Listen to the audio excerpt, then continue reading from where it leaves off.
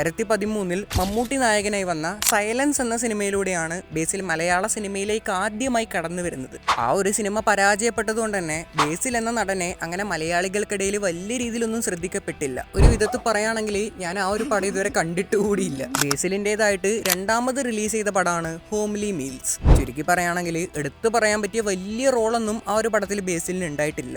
അങ്ങനെ അതിനുശേഷമാണ് ബേസിൽ ഡയറക്റ്റ് ചെയ്ത കുഞ്ഞിരാമായണം റിലീസാവുന്നത്. സ്വന്തം സിനിമയായതുകൊണ്ട് തന്നെ അതിൽ ചെറിയൊരു സീനിൽ ഒരു പൊളിറ്റീഷ്യന്റെ വേഷം ബേസിൽ ചെയ്യുന്നുണ്ട്. ഒരു വിധത്തിൽ പറയുകയാണെങ്കിൽ ഈ ഒരു സിനിമയ്ക്ക് ശേഷം ആസ് എ ഡയറക്ടർ എന്നുള്ള രീതിയിൽ ബേസിൽ നല്ല രീതിയിൽ ഫേമസ് ആയി എന്ന് വേണ്ടിക്ക് പറയാം. പിന്നെ ബേസിൽ തന്നെ ഡയറക്റ്റ് ചെയ്ത ഗോദ, മിന്നൽ മുരളി സിനിമകളിലൊക്കെ ചെറിയ രീതിയിലെ കാമിയോ വേഷങ്ങളൊക്കെ ചെയ്തിട്ടുണ്ട്. പിന്നീട് അങ്ങോട്ട് വന്ന ഒരുപാട് സിനിമകളിൽ സെക്കൻഡ് ഹീറോ ആയിട്ടൊക്കെ ബേസിൽ അഭിനയിച്ചു. പക്ഷേ ബേസിലിന്റെ ഒരു സെക്കൻഡ് ഹീറോ എന്നുള്ള റോളിൽ നിന്നും മാറി പകരം ഒരു മെയിൻ ഹീറോ എന്ന സ്റ്റാൻഡിലേക്ക് എത്തിയത് ജാനേ മൻ എന്ന സിനിമയിലൂടെയായിരുന്നു. ജയ ജയ ജയ ജയ ഹേ, പാൽത്തു ജാനവർ, ഗുരുവായൂർ അമ്പലനടയിൽ, ഫേലിമി, സൂക്ഷ്മദർശിനി, അതേപോലെ തന്നെ ഇപ്പൊ ലേറ്റസ്റ്റ് ആയിട്ട് വന്ന പൊന്മാൻ, പ്രാവിൻകൂടി ഷാപ്പ്, പിന്നെ മരണമാസ്, ഈ പറഞ്ഞ സിനിമകളിലൂടെയൊക്കെ തന്നെ ബേസിൽ ജോസഫിൻ്റെതായ ഒരു സ്ഥാനം മലയാള സിനിമയിൽ ഉറപ്പിച്ചു.